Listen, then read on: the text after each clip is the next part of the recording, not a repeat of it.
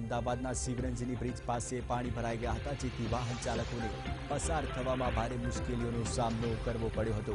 તો આ સાથે અમુક લોકો તેમની બાઇકમાં સામાન લઈને જઈ રહ્યા હતા, તે પણ પાણીમાં વહી ગયું હતું। આમ શિવરંજની બ્રિજ પાસે પાણી ઓછું થવાનું નામ નથી લઈ રહ્યું। તો આ સાથે સતત વરસી રહેલા વરસાદમાં લોકોને હાલાકી પડી રહી છે।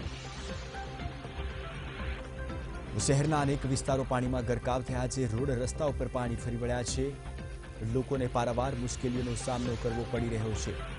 તો શહેરના માર્ગો પર વાહનો બંધ હાલતમાં જોવા મળ્યા હતા।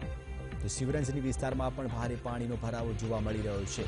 સતત પાણીનો પ્રવાહ વધતો જઈ રહ્યો છે।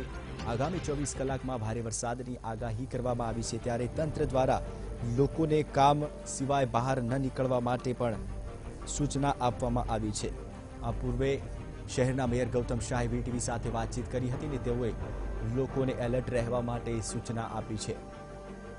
તો શહેરના શિવરંજની વિસ્તારના દ્રશ્યો છે, જેમાં લોકો કેવી રીતે પારાવાર મુશ્કેલીઓનો સામનો કરી રહ્યા છે તે આપ સ્ક્રીન પર જોઈ શકો છો।